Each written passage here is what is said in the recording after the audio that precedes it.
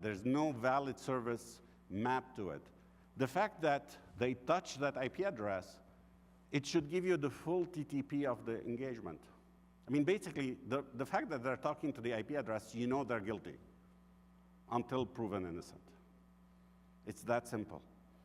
And now that system should be capturing all the interaction and give you an IOC report, a report so you know what to do to go fix those infected endpoints. So now you have the information to find the endpoint and resolve the endpoint. And also, a system that can integrate with your existing infrastructure, with your existing investment, improve the ROI on what you already invested in, to initiate automatic blocking and quarantining of those infected systems. Why make everything manual? Leverage the technology you already have. So you have the ability to create those links, to take action, address the issues, and then in those systems that you already have, you can decide what is quarantine mean. Do I completely shut down the machine and isolate it? Do I move it to a different VLAN where it only had internet access? Or do I even move it to a different environment where I let the attack continue, I get more information out of it? Now it's in your control. So instead of reacting to attacks, you're basically deciding how you want to handle the attack. So the system has to be self-feeding, a loop that continuously improves your defensive posture. It has to give you real information, actionable information, no false alerts. So you don't add to the gigabytes of data that you have and thousands of alerts that you have to deal with every day. You see an alert from a system like this, you take action. It gives you actionable information. It gives you that visibility of lateral movement. It helps alleviate your workload. You can leverage it for multiple things. Analyzing suspected email. You're spending a lot of money training your employees to send you suspicious emails. Once the email went through everything, landed in their inbox, everybody has an uncle in Nigeria that left them money, right?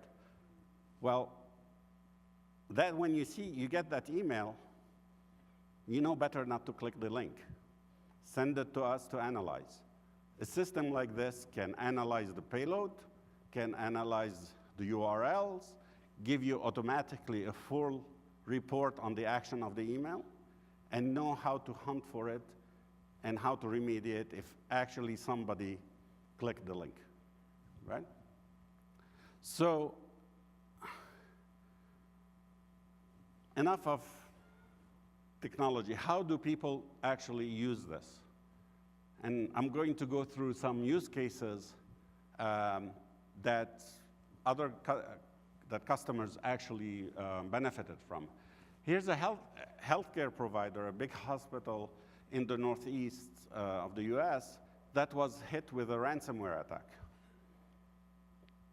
And through the system, we drove that ransomware attack to us, got infected, engaged the ransomware, got all the signature, and isolated the infected system.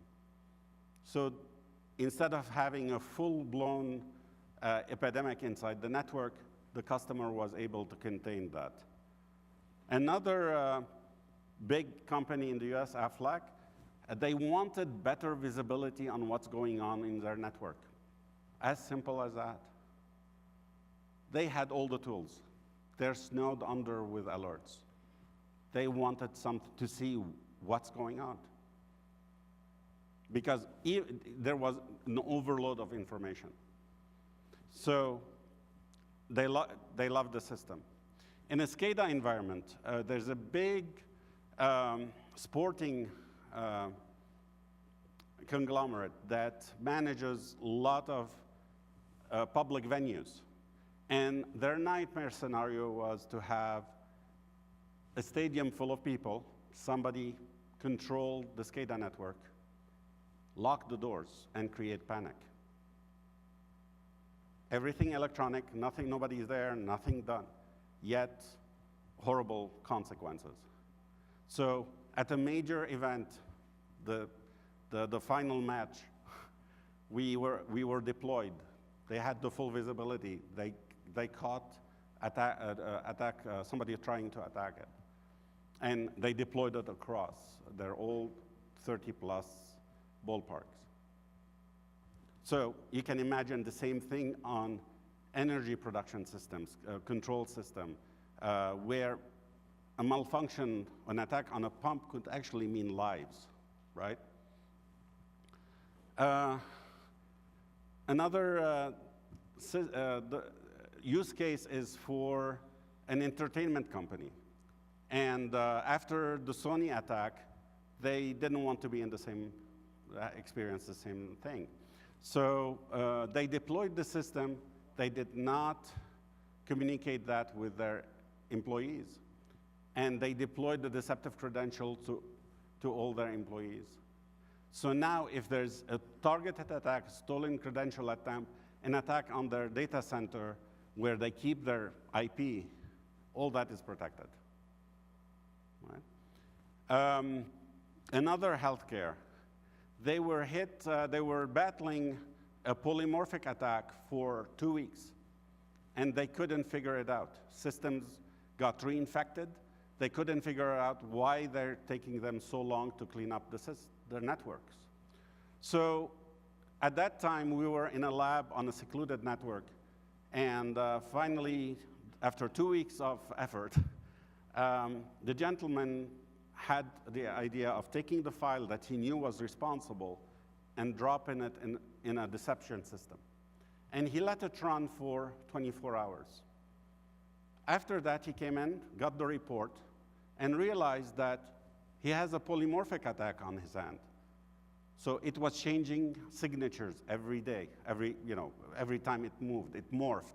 Then he realized that it was scheduling a service to reinfect the machine every 7 hours and 14 hours. So even after cleaning the system, it got reinfected.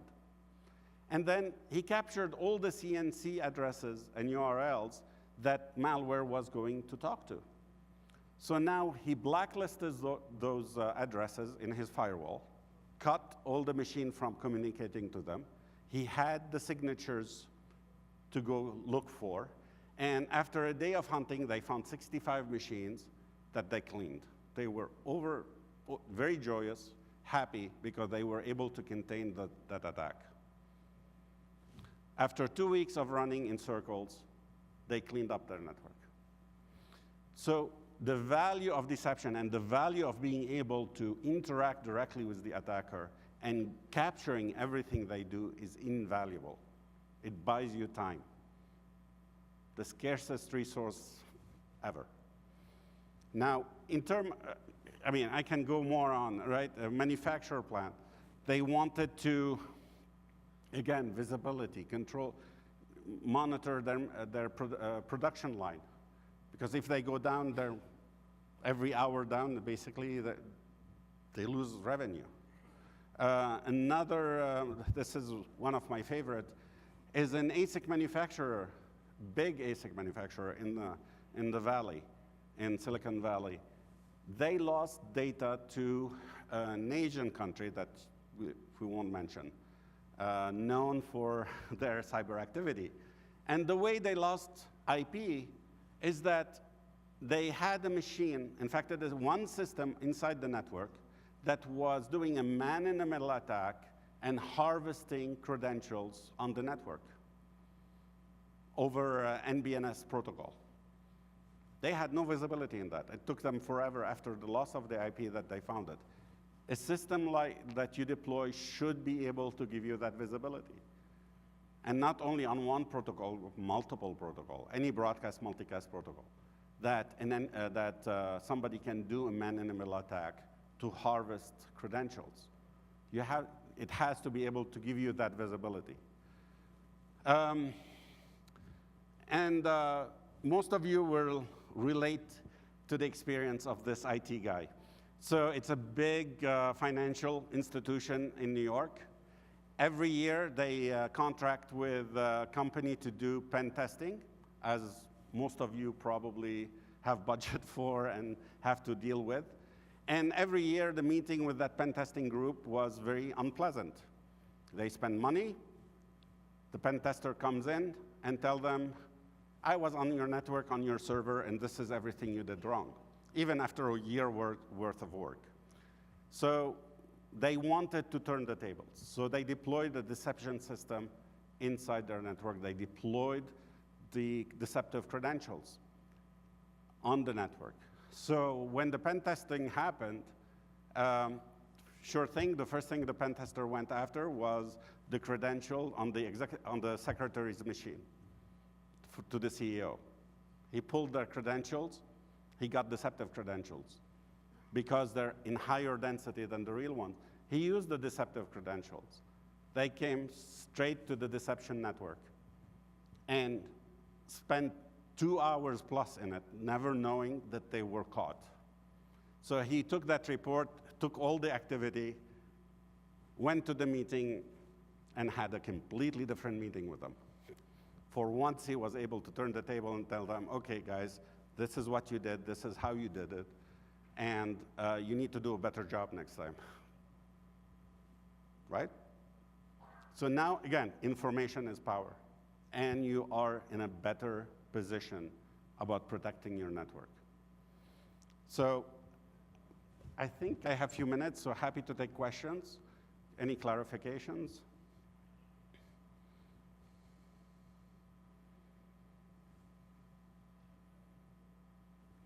Okay, then thank you. Really appreciate your time. Oh, sorry. Yes?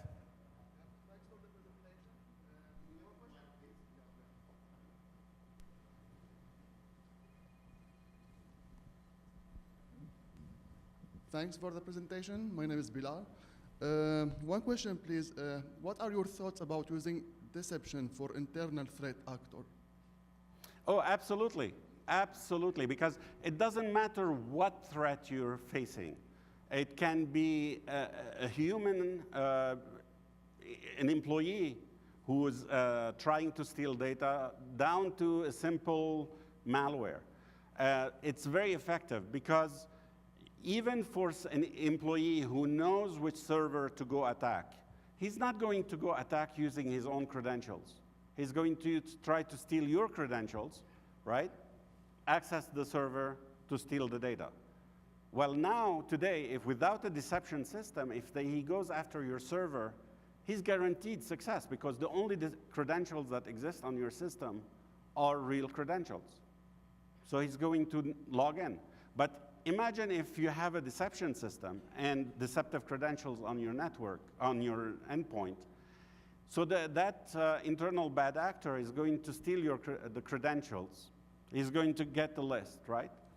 RDP account, SSH account, FTP account, and so forth.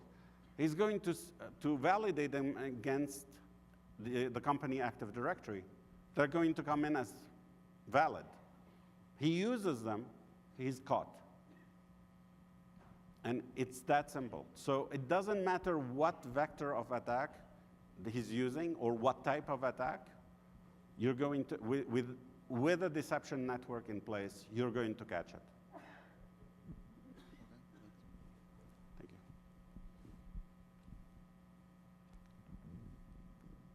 Other questions? Yes.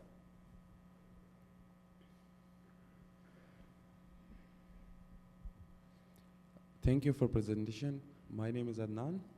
I have a question that this deception system, is it only for the credentials or does it also contain the information on the servers?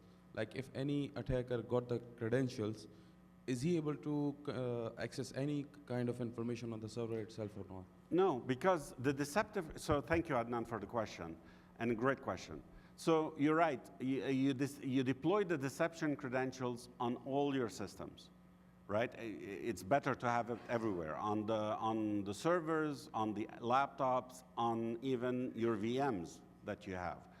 And once they steal the credentials, those credentials are only valid, the deceptive credentials, on the deceptive network, on our network. But when he tries to access a real server, that's going to create a failed login attempt. Even though he validated them with Active Directory and they show up in Active Directory, they're still not valid. So he cannot use them across the network. And the advantage of having that is that now you can quickly, since you can completely customize the credentials, you can quickly know the source of the attack and he used the credential from, but also which machine he attacked to steal the credential. And you know the target, of course. Thank you. Thank you.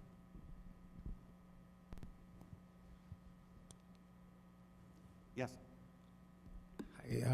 I have a question. How does the deception server factor in in-memory attacks if in case the attacker is using the processes which is not on permanent disk? If it is in memory, how does it factor and how does it detect? So, sorry, if I didn't quite understand. So, can you repeat the question? In memory. In memory. Yeah. Okay. So those credentials, when you install them, you'll have the ability to install them both on the hard disk and in memory, through the LSAS process. So completely authentic. They look authentic. They are in memory. And so it doesn't matter how the attacker scrapes the memory. If you use recall or other system to steal the credentials, they still get the deceptive credentials. And when when the system does the analysis, you should look for a system that can also give you not the activity of the attacker on the OS itself, but also in memory of the operating system.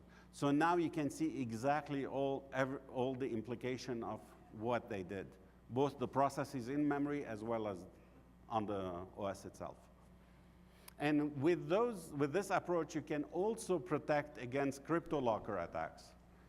Because a deception system, now you have the ability to map, to install a map drive pointing back to the deception system. So now when patient 0 get infected and that malware is dropped, encrypting that Nancy's computer in accounting who clicks on every link. Now the malware will go after the map drive. It'll come to the deception system, encrypted. But that's fine. So at this point, the deception system should be able to give you an alert, initiate a quarantine of patient 0 through integration with the NAC or endpoint solution, right? And then it should be able to automatically recover from the encryption. Actually, we did install and run the encryption attack that was against the Ukrainian energy grid that happened. And that behavior is there. So it's a proven method that works. Yes, of course. Actually, I have two questions. Sure. The first one is, as I understand that the deceptive network is a normal extension of the enterprise network, right? You need the attacker to gain access to this network. Yes.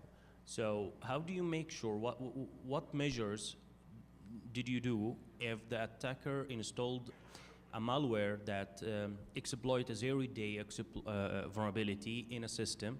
So this deceptive network is gaining access to the enterprise servers. How do you make sure that this malware that is getting installed in that deceptive network will not laterally move using the zero-day exploit? This is the first question. Yep. The second question is, how do you make sure that that malwares with exploits root toolkits, they provide the rootkit can understand if it is running on a virtual machine or not. So what anti-virtualization techniques did you use? Because now malwares are smart. They Yes. can detect if they are in a virtual or a bare bones server. Absolutely. So, two things, right?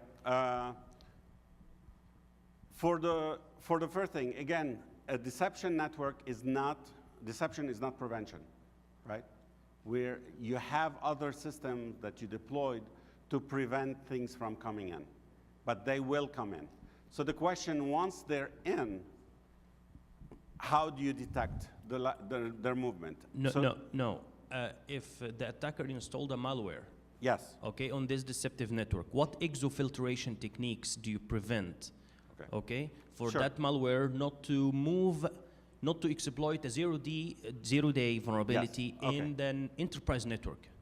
Thank you for the clarification. Yes, so so the attack happened. They dropped the payload, the zero-day payload on the deception network. Yes. They exploded it. So now, since the systems are in a contained environment, and the source of the attack now is from that system, from that deceptive network. Yes. So there are techniques that you can implement in that deceptive network to prevent it to be used as a pivot against the network. And likewise, you can, through dedicated ports that are air-gapped from the deceptive network, from the network, production network, you can allow the malware to communicate back to the attacker. So now if the attacker or malware has a, let's say as a test, try to ping google.com or amazon.com, he's able to. So now the attacker communicates back with the malware, and you're capturing all the communication.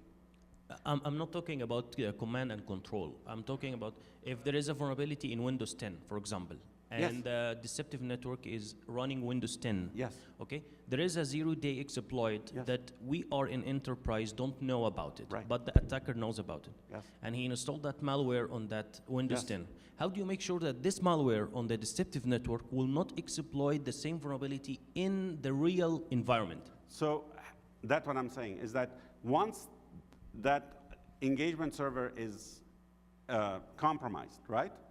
There are methods of containing that VM from using it, allowing that malware to attack other Windows 10 machines, production machine on the malware, on the network. So it can be contained. Now, for your second question, sorry, can you, what's the second? Mr. Feghali, I'm afraid we need to wrap up Okay. this session. But the speakers will be available during the day, during breaks, so please do approach them if you have any questions. We need to move on to the next session. Thank you Yeah, very much. please, let's take it offline. Thank you very All right. much. Thank you.